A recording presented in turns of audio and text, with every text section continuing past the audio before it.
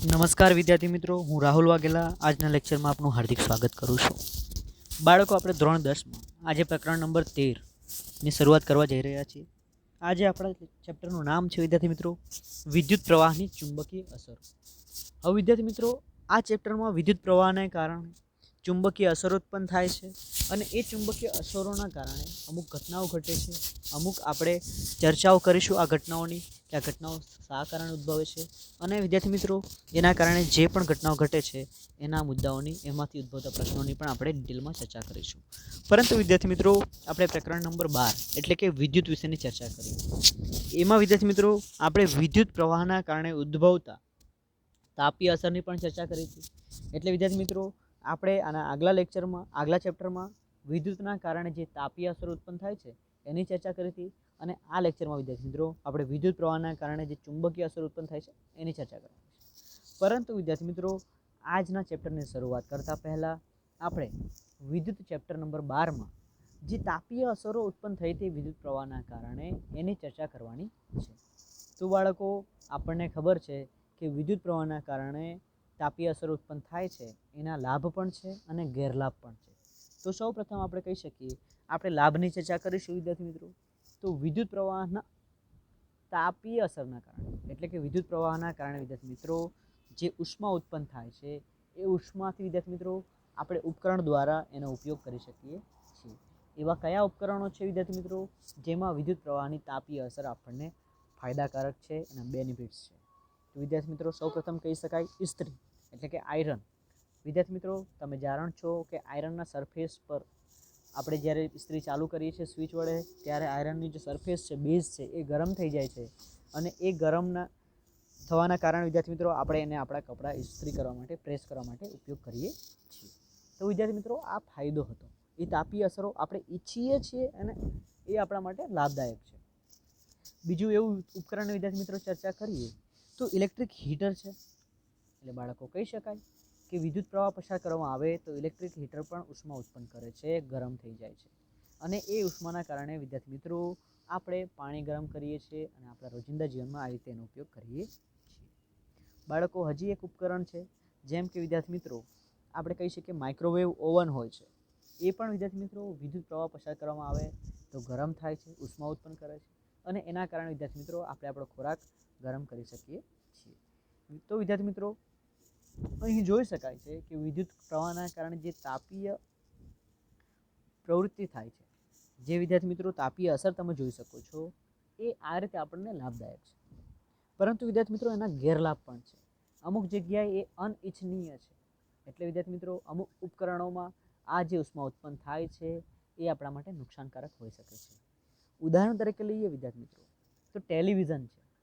ટીવીમાં વિદ્યાર્થી મિત્રો આવા વિદ્યુત પ્રવાહના તાપીય અસર આપણા માટે નુકસાનકારક છે. એટલે બાળકો કહી શકાય કે વિદ્યુત પ્રવાહના કારણે જો ટેલિવિઝનમાં તાપીય અથવા ઉષ્મા ઉત્પન્ન થાય તો એ આપણા ઉપકરણને બગાડી શકે છે, આપણા ઉપકરણને નુકસાન પહોંચાડી શકે છે. એટલે તમે જોશો વિદ્યાર્થી મિત્રો ટીવીને સતત ચાલુ રાખવામાં આવે તો ગરમ થઈ જાય છે. એ રીતે બીજું ઉદાહરણ લઈએ બાળકો, ફ્રીજ હોઈ શકે છે, એસી હોઈ શકે છે, આપણો મોબાઈલ હોઈ શકે છે, તમે લેપટોપ જોઈ શકો છો.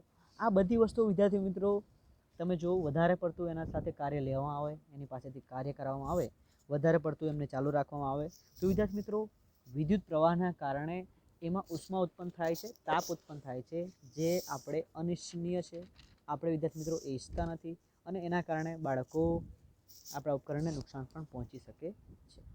એવી રીતે બાળકો હવે આ ચેપ્ટરમાં આપણે વિદ્યુત પ્રવાહના કારણે જે ચુંબકીય અસરો ઉત્પન્ન થાય છે એની ચર્ચા કરવાની છે.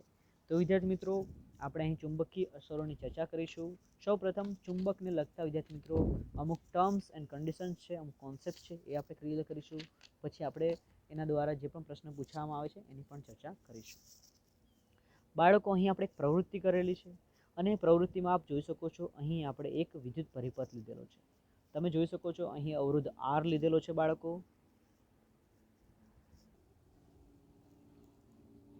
બાળકો આપ અહીં જોઈ શકો છો આપણે અવરોધ R લીધેલો છે.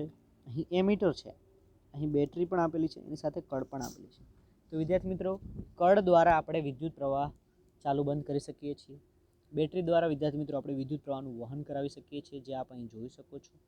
પછી વિદ્યાર્થી મિત્રો એમીટર દ્વારા આપણે વિદ્યુત પ્રવાહનું વહન થાય છે કે નહીં એ ચેક કરી શકીએ છીએ અને અવરોધ વિદ્યાર્થી મિત્રો આપણા વિદ્યુત પ્રવાહને રોકે છે. એની સાથે વિદ્યાર્થી મિત્રો આપણે અહીં એક હોકા યંત્ર પણ મૂકેલું છે. તો વિદ્યાર્થી મિત્રો હોકા યંત્રનું કાર્ય છે દિશા નિર્દેશનનું, એટલે કે આપણને દિશા બતાવે છે. તો બાળકો આપ અહીં જોઈ શકો છો આકૃતિમાં આપણે આખો વિદ્યુત પ્રપથ ગોઠવેલો છે. અને હવે વિદ્યાર્થી મિત્રો બેટરી વડે પ્રવાહની દિશા બદલો અને દરેક વખતે એના અવલોકન કરો. એટલે વિદ્યાર્થી મિત્રો પ્રવાહનો જે બેટરીનો ધ્રુવ છે એ બદલી દઈએ તો આપણે વિદ્યુત પ્રવાહની દિશા પણ બદલી શકીએ છીએ. હવે વિદ્યાર્થી મિત્રો અવલોકન નોંધતા અહીં આપણે અવલોકન કરી શકીએ છીએ કે સોયમાં કોણાવર્તુળ જોવા મળે છે. એટલે વિદ્યાર્થી મિત્રો સોયમાં હોકા યંત્રની સોયમાં અહીં હલનચલન જોવા મળે છે, કોણાનું વર્તન જોવા મળે છે, વિદ્યુત પ્રવાહની ચુંબકીય અસરો જોવા મળે છે. એટલે બાળકો આ પરિપથમાંથી જો વિદ્યુત પ્રવાહ કરવામાં આવે તો હોકા યંત્રની સોય અહીં વિદ્યાર્થી મિત્રો પોતાના સ્થાનમાં ફેરબદલી કરે છે, હલનચલન દેખાડે છે અને એના દ્વારા આપણે નક્કી કરી શકીએ છીએ કે વિદ્યાર્થી મિત્રો અહીં વિદ્યુત પ્રવાહની ચુંબકીય અસર જોવા મળી રહી છે. વિદ્યુત અને ચુંબકત્વ એકબીજા સાથે સંકળાયેલા છે.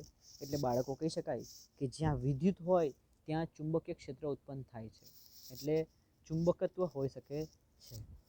આ બંને શબ્દ વિદ્યાર્થી મિત્રો, આ બંને ઘટનાઓ એકબીજા સાથે સંકળાયેલી જ હોય છે. હવે વિદ્યાર્થી મિત્રો આ ચેપ્ટરમાં આપણે શાનો અભ્યાસ કરીશું એની ચર્ચા કરીએ તો બાળકો કહી શકાય ચુંબકીય ક્ષેત્ર અને ચુંબકીય ક્ષેત્ર રેખાઓની ચર્ચા કરવાની છે. વિદ્યુત પ્રવાહ ધારિત તાર વડે ઉદ્ભવતું ચુંબકીય ક્ષેત્ર એટલે કે વિદ્યાર્થી મિત્રો હમણાં જેમ ચર્ચા કરી કે કોઈ વિદ્યુત પ્રવાહ હોય, કોઈ તાર હોય, એમાંથી વિદ્યુત પ્રવાહનું વહન થતું હોય, એના કારણે ચુંબકીય ક્ષેત્ર ઉત્પન્ન થાય છે, એની પણ ચર્ચા કરવાની છે. ચુંબકીય ક્ષેત્રમાં મૂકેલા વિદ્યુત પ્રવાહ ધારિત વાહક પર લાગતું બળ એટલે કે વિદ્યાર્થી મિત્રો કોઈ ચુંબકીય ક્ષેત્ર હોય એની અંદર જો બાળકો એ ક્ષેત્રમાં આપણે વિદ્યુત પ્રવાહ ધારિત તાર મૂકવામાં આવે તો એ વિદ્યુત પ્રવાહ ધારિત તાર ઉપર વિદ્યાર્થી મિત્રો બળ લાગે છે, આપણે એની ચર્ચા કરવાની છે. પછી વિદ્યાર્થી મિત્રો વિદ્યુત મોટર વિશેની ચર્ચા કરીશું, વિદ્યુત ચુંબકીય પ્રેરણની ચર્ચા કરીશું, વિદ્યુત જનરેટરની ચર્ચા કરીશું અને ઘરેલું વિદ્યુત પરિપથોની ચર્ચા પણ કરીશું. તો વિદ્યાર્થી મિત્રો આ હતા આપણા આ ચેપ્ટરના મુદ્દાઓ.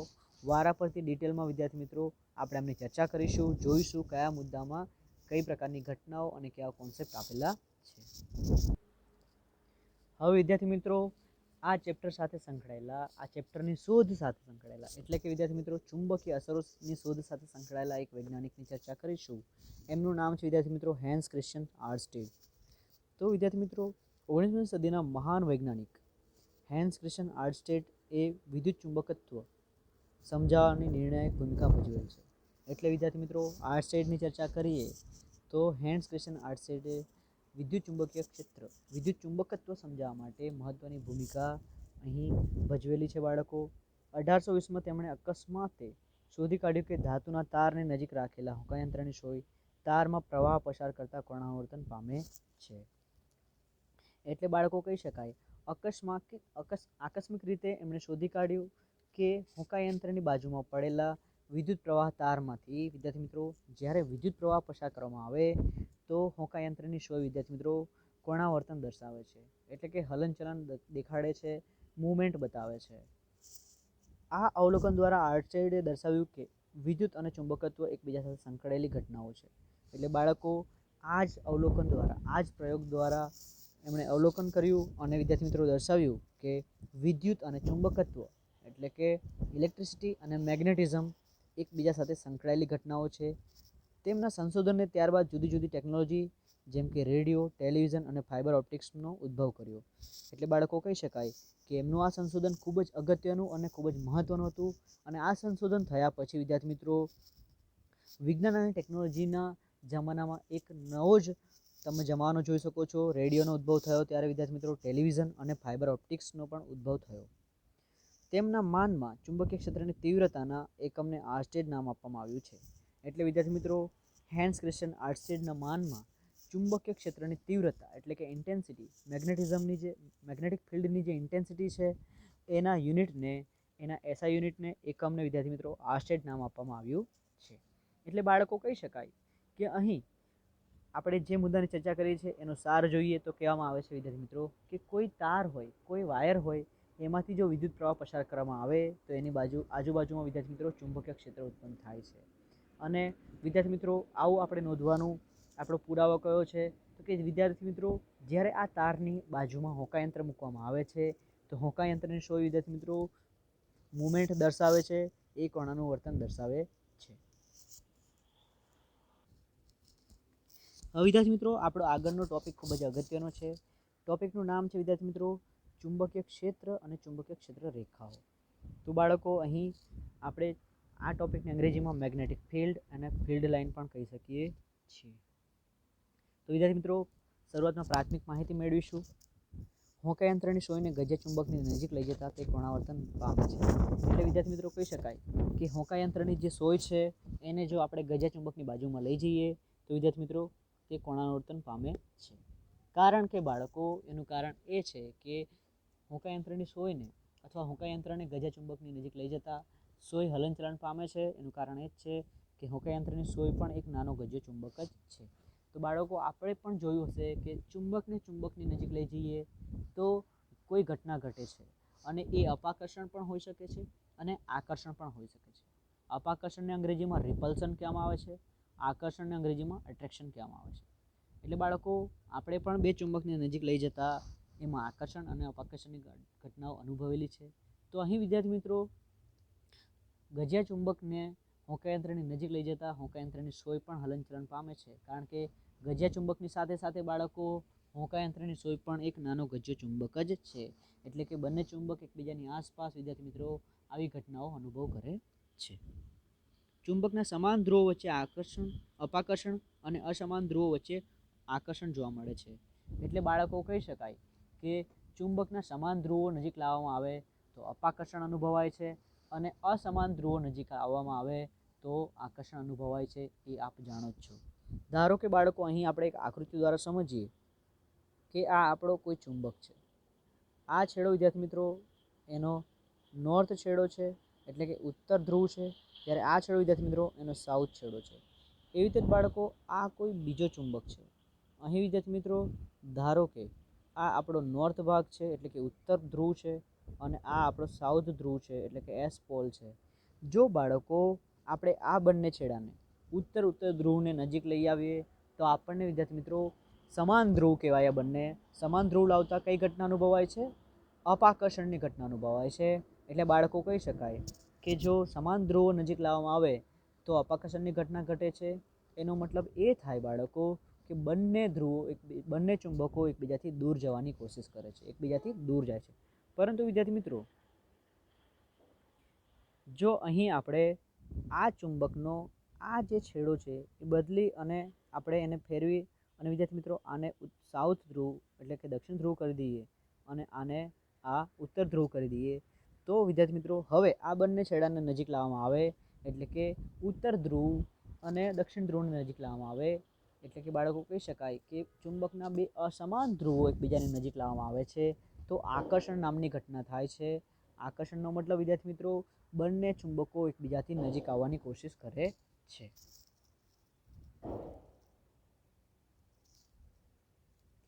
સામાન્ય સ્થિતિમાં હોકાયંત્રની સોયના છેડા લગભગ ઉત્તર અને દક્ષિણ દિશાઓનું સૂચન કરે છે. એટલે કે વિદ્યાર્થી મિત્રો, સામાન્ય પરિસ્થિતિમાં હોકાયંત્રની જે સોય સૂચન કરાવતી હોય છે, નિર્દેશન કરતી હોય છે દિશાનું, એ દિશાઓ વિદ્યાર્થી મિત્રો ઉત્તર દિશા અને દક્ષિણ દિશા હોય છે.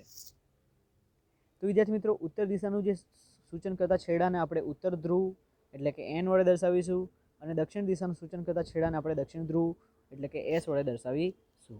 એટલે બાળકો, અહીં ચુંબકને લગતી પ્રાથમિક માહિતી આપી છે, અને એની સાથે હોકાયંત્રની પણ અહીં પ્રાથમિક માહિતી આપેલી છે કે હોકાયંત્રની દિશા વિદ્યાર્થી મિત્રો શરૂઆતમાં પ્રાથમિક રીતે સામાન્ય અવસ્થામાં ઉત્તર અને દક્ષિણ દિશા બતાવે છે, અને જે ઉત્તર દિશા બતાવતું હોય આપણે એને ઉત્તર ધ્રુવ, અને જે દક્ષિણ દિશા બતાવતું હોય આપણે એને દક્ષિણ ધ્રુવ તરીકે ઓળખીએ છીએ.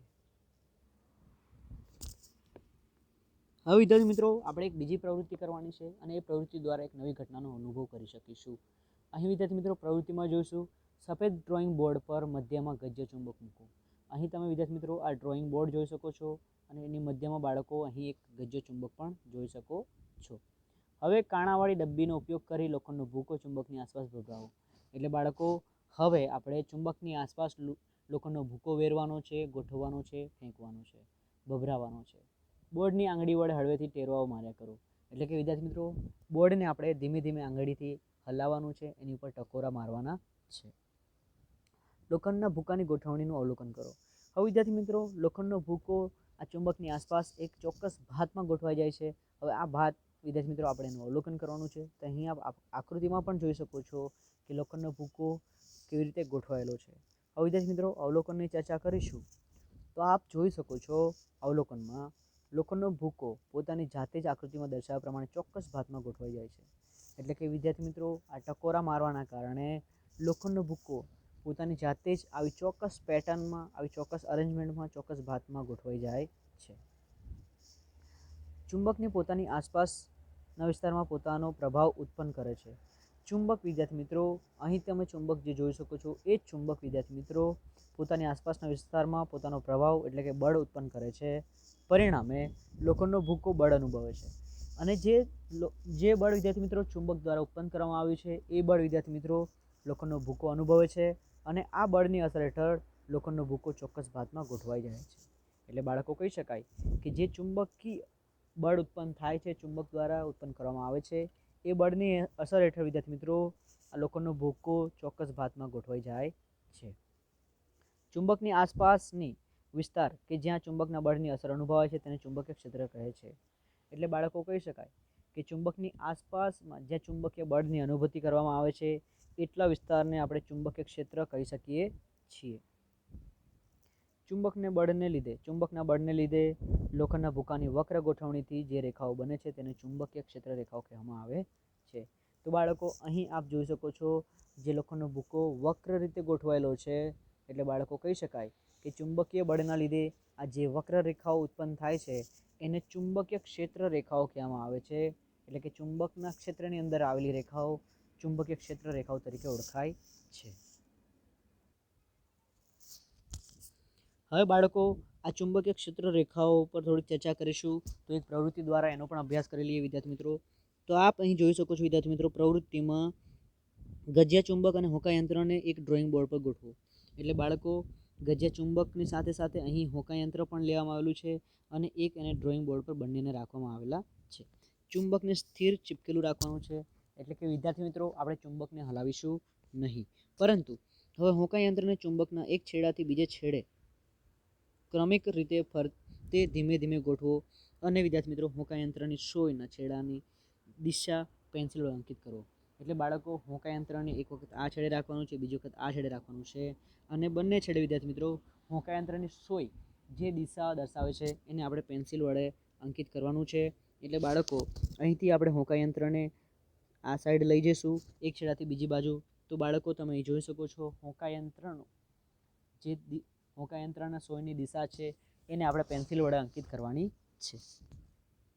હવે અંકિત સ્થાનને જોડી પ્રયોગનું પુનરાવર્તન કરો, ભાતનું અવલોકન કરો. એટલે વિદ્યાર્થી મિત્રો અંકિત સ્થાન આપણે જે અહીંથી હોકાયંત્ર આ બાજુ લઈ ગયા છીએ એને આપણે આ ભાતને જોડવાની છે અને ઘડીએ વિદ્યાર્થી મિત્રો આનું પુનરાવર્તન કરવાનું છે.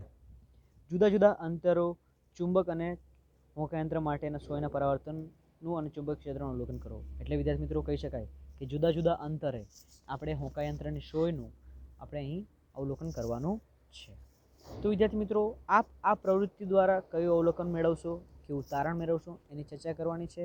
અને આ અવલોકન દ્વારા વિદ્યાર્થી મિત્રો આપણે ચુંબકીય ક્ષેત્ર રેખાઓની લાક્ષણિકતાઓ પણ જાણી શકીએ છીએ.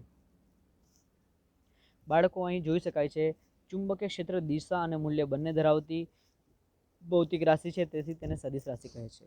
એટલે કે વિદ્યાર્થી મિત્રો ચુંબકીય ક્ષેત્રને દિશા પણ હોય છે અને દિશાની સાથે સાથે મૂલ્ય પણ ધરાવે છે. તો આપણે બધા જાણીએ જ છીએ કે 9મા ધોરણમાં ભણી ગયા હતા એવી રાશિ જે દિશાની સાથે સાથે મૂલ્ય ધરાવતી હોય એને સદિશ કહેવામાં આવે છે. તો અહીં આપ જોઈ શકો છો ચુંબકીય ક્ષેત્ર દિશા પણ ધરાવે છે અને મૂલ્ય પણ ધરાવે છે, તેથી તે સદિશ રાશિ છે. અને વિદ્યાર્થી મિત્રો એવી રાશિ જે દિશા ધરાવતી હોય પરંતુ મૂલ્ય ધરાવતી ન હોય તો આપણે એને અદિશ રાશિ કહી શકીએ છીએ. ચુંબકીય ક્ષેત્રની દિશા એ દિશામાં લેવામાં આવે છે કે જે દિશામાં હોકાયંત્રની સોય ઉત્તર ધ્રુવ ક્ષેત્રની અંદર દાખલ થતો હોય. એટલે વિદ્યાર્થી મિત્રો કહી શકાય કે ચુંબકીય ક્ષેત્રની દિશા એવી દિશામાં લેવામાં આવે છે કે જે દિશામાં હોકાયંત્રની સોયનો ઉત્તર ધ્રુવ ક્ષેત્રની અંદર દાખલ થતો હોય. ઉત્તર ધ્રુવ એટલે કે વિદ્યાર્થી મિત્રો અહીં આપ જોઈ શકો છો આ ઉત્તર ધ્રુવ છે એ ચુંબકીય ક્ષેત્રની અંદર દાખલ થતો હોય છે. તેથી સંજ્ઞા પદ્ધતિ અનુસાર સંખ્યા રેખાઓ ઉત્તર ધ્રુવમાંથી નીકળે છે અને દક્ષિણ ધ્રુવમાં દાખલ થાય છે. એટલે વિદ્યાર્થી મિત્રો અહીં જે આપણે સંખ્યાત્મક આકલન કરેલું છે એમાં તમે જોઈ શકો છો અહીં ઉત્તર ધ્રુવથી દક્ષિણ ધ્રુવ તરફ આપણે રેખાઓનો માર્ગ દર્શાવવાનો છે, પથ દર્શાવવાનો છે. ચુંબકની અંદર ક્ષેત્ર રેખાઓની દિશા તેને દક્ષિણ ધ્રુવથી ઉત્તર ધ્રુવ તરફ હોય છે. આમ વિદ્યાર્થી મિત્રો ચુંબકીય ક્ષેત્ર રેખાઓ બંધ ગાળો રચે છે. એટલે કે વિદ્યાર્થી મિત્રો અહીં તમે બહારની તરફ જોશો તો વિદ્યાર્થી મિત્રો ચુંબકીય ક્ષેત્ર રેખાઓ ઉત્તર ધ્રુવથી દક્ષિણ ધ્રુવ તરફ જોવા મળી રહી છે. આ આપણો ઉત્તર ધ્રુવ છે, ઉત્તર ધ્રુવથી આ દક્ષિણ ધ્રુવ તરફ જોવા મળી રહી છે. પરંતુ વિદ્યાર્થી મિત્રો ચુંબકની અંદરની ચર્ચા કરીએ તો બાળકો ચુંબકીય ક્ષેત્ર રેખાઓ દક્ષિણ ધ્રુવથી ઉત્તર ધ્રુવ તરફ જતી જોવા મળી રહી છે. એટલે બાળકો કહી શકાય કે ચુંબકીય ક્ષેત્ર રેખાઓ એક બંધ ગાળાની રચના કરે છે. ચુંબકીય ક્ષેત્રની સાપેક્ષ તીવ્રતાને ક્ષેત્ર રેખાઓની નિકટતા દ્વારા દર્શાવવામાં આવે છે. એટલે વિદ્યાર્થી મિત્રો કહી શકાય કે ચુંબકીય ક્ષેત્રની તીવ્રતા ચુંબકીય રેખાઓ કેટલા પ્રમાણમાં નજીક છે એના પર આધાર રાખે છે. જ્યાં ચુંબકીય ક્ષેત્ર રેખાઓ સામાન્ય કરતાં વધારે નજીક હોય ત્યાં ચુંબકીય ક્ષેત્ર વધારે પ્રબળ હોય છે. એટલે કે વિદ્યાર્થી મિત્રો ધ્રુવો પાસે ચુંબકીય ક્ષેત્રની તીવ્રતા વધુ આવેલી હોય છે. એટલે બાળકો અહીં કહેવામાં આવી રહ્યું છે કે ચુંબકીય ક્ષેત્ર રેખાઓ જ્યાં ખૂબ જ પ્રમાણમાં નજીક હોય છે ત્યાં ચુંબકીય ક્ષેત્ર વધુ પ્રબળ હોય છે અને જ્યાં ચુંબકીય ક્ષેત્ર રેખાઓ દૂર હોય છે ત્યાં ચુંબકીય ક્ષેત્ર નિર્બળ હોય છે. તો અહીં આપ જોઈ શકો છો વિદ્યાર્થી મિત્રો આ જગ્યા પર ચુંબકીય ક્ષેત્ર રેખાઓ એકબીજાથી ખૂબ જ નજીક છે અને આ ક્ષેત્રમાં પણ આપ એને જોઈ શકો છો. તો વિદ્યાર્થી મિત્રો આ તો આપણા ચુંબકના ધ્રુવ છે, આ સાઉથ પોલ અને આ નોર્થ પોલ. એટલે બાળકો કહી શકાય કે ચુંબકીય ક્ષેત્ર રેખાઓ ધ્રુવ આગળ ખૂબ જ નજીક હોય છે, તેથી ત્યાં ચુંબકીય ક્ષેત્ર પણ ખૂબ પ્રબળ હોય છે. અને વિદ્યાર્થી મિત્રો અહીં આપ જોઈ શકો છો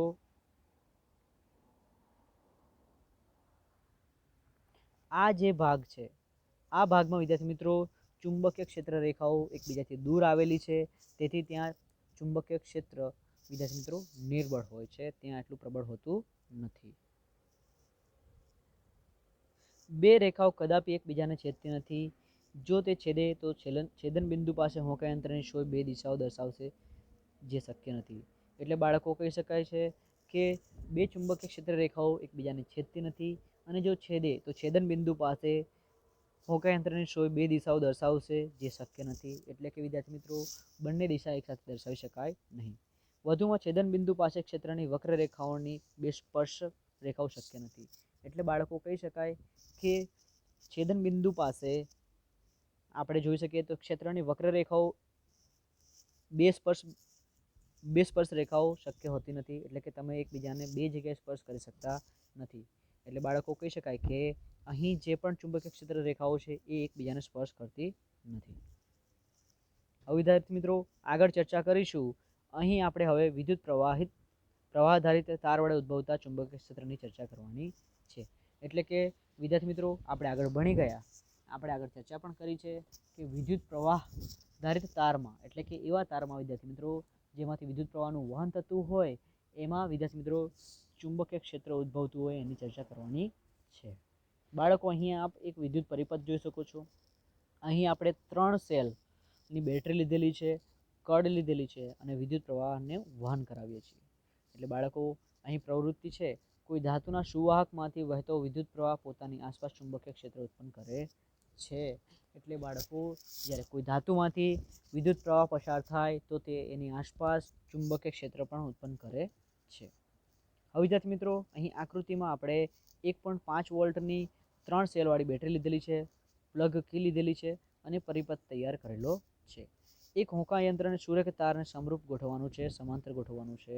તો વિદ્યાર્થી મિત્રો આપણે આ તારને સમાંતર હોંકા યંત્ર ગોઠવેલું છે. હવે વિદ્યાર્થી મિત્રો પ્લગ કી ચાલુ કરી હોંકા યંત્રના કોણાવર્તનનું અવલોકન કરીશું.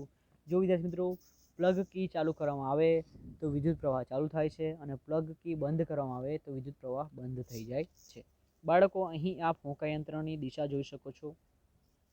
હોંકા યંત્રની દિશા વિદ્યાર્થી મિત્રો આ નોર્થ છે, આ સાઉથ છે, આ ઈસ્ટ છે અને આ વેસ્ટ છે.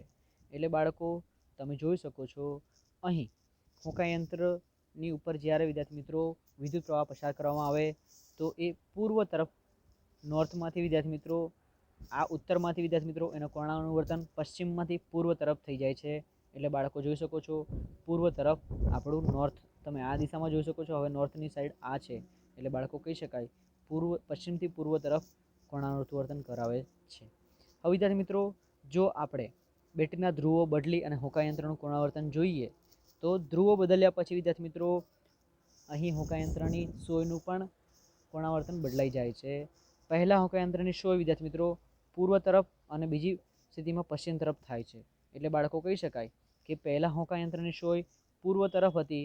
હવે વિદ્યાર્થી મિત્રો આપણે બેટરીના ધ્રુવો બદલે છીએ તો હોકાયંત્રની સોય પશ્ચિમ તરફ આપણને કોણાનુવર્તન આપે છે. વિદ્યુત પ્રવાહની દિશા સાથે ઉદ્ભવતા ચુંબકીય ક્ષેત્રની દિશા પણ બદલાય છે. એટલે બાળકો કહી શકાય જો આપણે વિદ્યુત પ્રવાહની દિશા બદલીએ તો એની સાથે સાથે ચુંબકીય ક્ષેત્રની દિશા પણ બદલાય છે.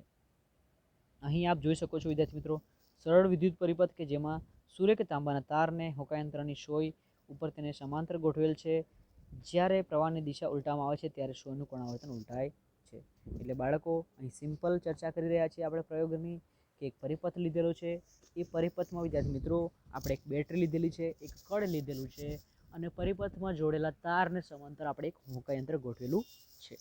હવે વિદ્યાર્થી મિત્રો જ્યારે આપણે બેટરીમાંથી વિદ્યુત પ્રવાહ પસાર કરીએ છીએ ત્યારે હોકાયંત્ર અહીં વિદ્યાર્થી મિત્રો સૌ પ્રથમ સ્થિતિમાં પૂર્વ તરફ હોકાયંત્રની સોય આપણને કોણાનુવર્તન આપે છે. પરંતુ જ્યારે વિદ્યાર્થી મિત્રો આપણે બેટરીના ધ્રુવો બદલી નાખીએ છીએ ત્યારે એ આપણને પશ્ચિમ તરફ કોણાનુવર્તન દર્શાવે છે. એટલે બાળકો કહી શકાય કે વિદ્યુત પ્રવાહની દિશામાં ફેરફાર કરતાં ચુંબકીય ક્ષેત્રની દિશામાં પણ ફેરફાર આવે છે. તો વિદ્યાર્થી મિત્રો આજે આપણે આટલી જ ચર્ચા કરીશું, આટલા મુદ્દાઓની ચર્ચા કરીશું. પરંતુ આજના લેક્ચરને પૂરું કરતાં પહેલાં વિદ્યાર્થી મિત્રો આપણે અહીં ફરીથી એકવાર આપણે ચર્ચેલા મુદ્દાઓની રિવિઝન કરી લઈશું. તો સૌપ્રથમ વિદ્યાર્થી મિત્રો તમે અહીં જોઈ શકો છો કે આપણે એક વિદ્યુત પરિપથ લીધેલો છે અને એ વિદ્યુત પરિપથ પર હોકાયંત્ર રાખેલું છે. જેવો જ વિદ્યાર્થી મિત્રો અહીં વિદ્યુત પરિપથમાંથી વિદ્યુત પ્રવાહ પસાર કરવામાં આવશે તો હોકાયંત્રમાં તમે જે ચુંબકીય સોય આવેલી છે હોકાયંત્રની સોય વિચલન પામે છે, પોતાના વિદ્યાર્થી મિત્રો ફેરફાર અનુભવે છે. એટલે બાળકો આપણે કહી શકીએ કે જ્યારે પણ વિદ્યુત પ્રવાહ ધારિત તારમાંથી વિદ્યુત પ્રવાહ પસાર કરવામાં આવે છે ત્યારે એની આજુબાજુમાં ચુંબકીય ક્ષેત્ર ઉત્પન્ન થાય છે. અહીં આપણે ચર્ચા કરી હતી હેન્સ ક્રિશ્ચિયન આર્ટસ્ટેડની, જે 19મી સદીના એક મહાન વૈજ્ઞાનિક રહી ચૂક્યા છે. એમણે વિદ્યાર્થી મિત્રો આકસ્મિક રીતે શોધ કરી છે કે જ્યારે પણ કોઈ વિદ્યુત પ્રવાહ ધારિત તાર હોય એની બાજુમાં જો હોકાયંત્ર રાખવામાં આવે તો હોકાયંત્રની સોય વિચલન પામે છે અને રીડિંગ દર્શાવે છે. વિદ્યાર્થી મિત્રો આર્ટસ્ટેડની આ શોધ પછી વિદ્યાર્થી મિત્રો વિજ્ઞાન ટેકનોલોજીમાં એક નવો જ ઉદ્ભવ થયો છે. નવા વિદ્યાર્થી મિત્રો એમાં આપણે ઉપકરણો શોધ્યા છે. એમાં તમે જોઈ શકો છો રેડિયોની શોધ થઈ છે, ટેલિવિઝનની શોધ થઈ છે અને ઓપ્ટિકલ ફાઇબર્સની પણ શોધ કરવામાં આવેલી છે. હવે વિદ્યાર્થી મિત્રો આપણે હેન્સ ક્રિશ્ચિયન આર્ટસ્ટેડના માનમાં વિદ્યાર્થી મિત્રો ચુંબકીય ક્ષેત્રની તીવ્રતાના એકમ તરીકે આર્ટસ્ટેડ લખવામાં આવે છે. બાળકો પછી આપણે ચુંબકીય ક્ષેત્ર અને ચુંબકીય ક્ષેત્ર રેખાઓની ચર્ચા કરી, જેમાં વિદ્યાર્થી મિત્રો હોકાયંત્રની સોયને ગજિયા ચુંબકની નજીક લઈ જવામાં આવે તો હોકાયંત્રની સોય વિદ્યાર્થી મિત્રો કોણાનુવર્તન આપે છે. કારણ કે વિદ્યાર્થી મિત્રો હોકાયંત્રની સોય પણ એક નાનો ગજિયો ચુંબક જ છે. જો વિદ્યાર્થી મિત્રો ચુંબકના બે સમાન ધ્રુવો એકબીજા સામે નજીક લઈ જવામાં આવે તો અપાકર્ષણ અનુભવે છે અને અસમાન ધ્રુવોને એકબીજાની નજીક લઈ જવામાં આવે તો વિદ્યાર્થી મિત્રો આકર્ષણ અનુભવે છે. સામાન્ય સ્થિતિમાં હોકાયંત્રની સોયના છેડા લગભગ ઉત્તર દિશા અને દક્ષિણ દિશા દર્શાવતા હોય છે બાળકો. એટલે કે જે છેડો ઉત્તર દિશા દર્શાવતો હોય એને આપણે ઉત્તર ધ્રુવ તરીકે એટલે કે નોર્થ પોલ તરીકે દર્શાવીશું અને જે છેડો વિદ્યાર્થી મિત્રો દક્ષિણ દિશા દર્શાવતો હોય, દક્ષિણ દિશાનું સૂચન કરતો હોય એને આપણે દક્ષિણ ધ્રુવ એટલે કે સાઉથ પોલ તરીકે ગણીશું. હવે વિદ્યાર્થી મિત્રો અહીં આપણે એક આ ચુંબકીય રેખાઓ માટે પ્રવૃત્તિ કરેલી છે અને વિદ્યાર્થી મિત્રો આ પ્રવૃત્તિમાં આપણે એક ડ્રોઈંગ બોર્ડ ઉપર કાર્ડબોર્ડ ઉપર ચુંબક લેવાનું છે અને ચુંબકની ઉપર લોખંડનો ભૂકો વેરવાનો છે. હવે વિદ્યાર્થી મિત્રો એ ચુંબકના ભૂકાને વેર્યા પછી લોખંડના ભૂકાને વેર્યા પછી બાળકો આપણે કાર્ડબોર્ડને આંગળીના ટકોરા વડે હલાવવાનું છે અને આ ચુંબકનો ભૂકો વિદ્યાર્થી મિત્રો એક ચોક્કસ ભાતમાં ગોઠવાઈ જાય છે, એ ભાતનું અવલોકન કરવાનું છે. હવે વિદ્યાર્થી મિત્રો આ ચુંબકનો ભૂકો ચુંબક દ્વારા ઉત્પન્ન થયેલા બળના કારણે બળ અનુભવી અને એક ચોક્કસ ભાતમાં ગોઠવાઈ જાય છે અને વિદ્યાર્થી મિત્રો આ ચુંબકના બળને ચુંબકીય ક્ષેત્ર કહેવામાં આવે છે. એટલે કે ચુંબકની આસપાસના વિસ્તારમાં જ્યાં સુધી વિદ્યાર્થી મિત્રો ચુંબકીય બળ અનુભવાય તો એટલા વિસ્તારને વિદ્યાર્થી મિત્રો આપણે ચુંબકીય ક્ષેત્ર તરીકે ઓળખીએ છીએ. ચુંબકના બળને લીધે વિદ્યાર્થી મિત્રો ચુંબકનો ભૂકો એક વક્ર ગોઠવણીની રેખાઓમાં ગોઠવાઈ જાય છે અને આ વક્ર રેખાઓને વિદ્યાર્થી મિત્રો ચુંબકીય ક્ષેત્ર રેખાઓ પણ કહેવામાં આવે છે. બાળકો આપ આકૃતિમાં જોઈ શકો છો કેવી રીતે ચુંબકનો ભૂકો એક વક્ર પેટર્નમાં ગોઠવેલો છે, ભાતમાં ગોઠવેલો છે, જેને આપણે ચુંબકીય ક્ષેત્ર રેખાઓ કહીશું. હવે બાળકો આપણે એક પ્રવૃત્તિ દ્વારા આ જે વક્ર રેખાઓ છે, ચુંબકીય રેખાઓ છે, એની દિશા નક્કી કરીશું. તો વિદ્યાર્થી મિત્રો અહીં આપણે એક કાર્ડબોર્ડ પર ચુંબક અને હોકાયંત્ર લીધેલું છે. ચુંબકને અહીં સ્થિર રાખવાનું છે, પરંતુ હોકાયંત્રને વિદ્યાર્થી મિત્રો ચુંબકના એક છેડાથી ધીરે ધીરે ફરતે વારાફરતી વિદ્યાર્થી મિત્રો બીજા છેડા સુધી લઈ જવાનું છે. અને વિદ્યાર્થી મિત્રો આ દરેક સ્થાન પર હોકાયંત્રની સોયની દિશા પ્રમાણે આપણે પેન્સિલ વડે અહીં એક માર્ક કરવાનું છે, આ દિશાને અંકિત કરવાની છે. તો વિદ્યાર્થી મિત્રો આકૃતિમાં નીચેની જે આકૃતિ છે એ વિદ્યાર્થી મિત્રો ચુંબકીય ક્ષેત્ર રેખાઓની દિશા દર્શાવે છે. અને વિદ્યાર્થી મિત્રો અહીં જોઈ શકાય છે કે ચુંબકીય ક્ષેત્ર દિશાની સાથે મૂલ્ય પણ ધરાવે છે, એટલે કે ભૌતિક રાશિ સદિશ રાશિ છે. હવે બાળકો તમે જોઈ શકો છો કે ચુંબકની બહારના ક્ષેત્રમાં વિદ્યાર્થી મિત્રો ચુંબકીય રેખા ઉત્તર દિશામાંથી દક્ષિણ દિશામાં દાખલ થઈ હોય એવું આપણે અહીં જોઈ શકીએ છીએ. એટલે કહી શકાય કે સંજ્ઞા પદ્ધતિમાં વિદ્યાર્થી મિત્રો ચુંબકીય ક્ષેત્ર રેખાઓ ઉત્તર ધ્રુવમાંથી નીકળે છે અને દક્ષિણ ધ્રુવમાં દાખલ થાય છે. પરંતુ વિદ્યાર્થી મિત્રો ચુંબકની અંદર ક્ષેત્ર રેખાઓની દિશા દક્ષિણ ધ્રુવથી ઉત્તર ધ્રુવ તરફ હોય છે, એટલે કે ચુંબકીય ક્ષેત્ર રેખાઓ વિદ્યાર્થી મિત્રો એક બંધ ગાળાની રચના કરે છે. ચુંબકીય ક્ષેત્રની તીવ્રતા વિદ્યાર્થી મિત્રો ચુંબકીય ક્ષેત્ર રેખાની નિકટતા પર આધાર રાખે છે. એટલે કહી શકાય કે જ્યાં ચુંબકીય ક્ષેત્ર રેખાઓ એકબીજાથી ખૂબ નજીક હોય છે બાળકો, ત્યાં ચુંબકીય ક્ષેત્ર વધુ પ્રબળ હોય છે, અને જ્યાં ચુંબકીય ક્ષેત્ર રેખાઓ એકબીજાથી દૂર હોય છે ત્યાં બાળકો ચુંબકીય ક્ષેત્ર નિર્બળ હોય છે. અને વિદ્યાર્થી મિત્રો આપ જોઈ શકો છો કે ધ્રુવની આસપાસ જ ચુંબકીય ક્ષેત્ર રેખાઓ એકબીજાથી ખૂબ નજીક હોય છે, અને ધ્રુવથી દૂર જતા વિદ્યાર્થી મિત્રો ચુંબકીય ક્ષેત્ર રેખાઓ એકબીજાથી દૂર હોય છે.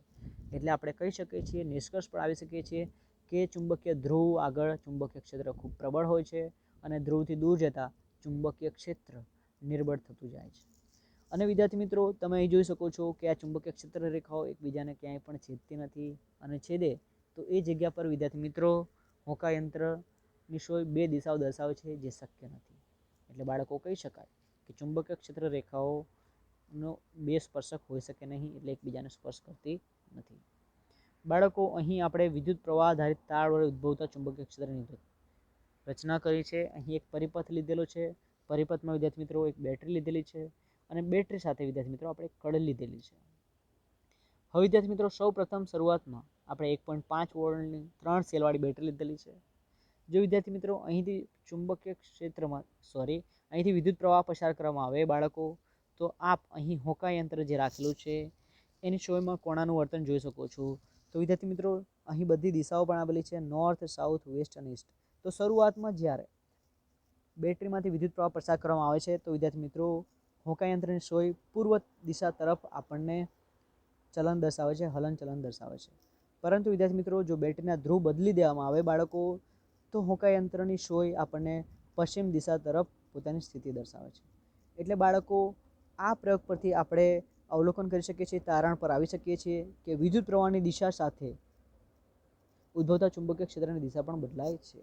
એટલે કે જો વિદ્યાર્થી મિત્રો આપણે વિદ્યુત પ્રવાહની દિશા બદલીએ તો એની સાથે સાથે ચુંબકીય ક્ષેત્રની દિશા પણ બદલાઈ જાય છે.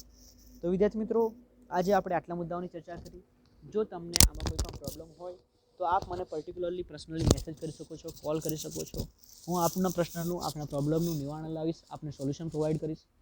અને વિદ્યાર્થી મિત્રો તમને કોઈ બીજા પણ ચેપ્ટરનું પ્રોબ્લેમ હોય તો આપ પણ એના વિશે પણ મને પૂછી શકો છો. તો વિદ્યાર્થી મિત્રો આજે આપણે અહીં લેક્ચર આપણું સમાપ્ત કરીએ છીએ. આજે મારી સાથે જોડાવા બદલ આપનો ખૂબ ખૂબ આભાર. ધન્યવાદ.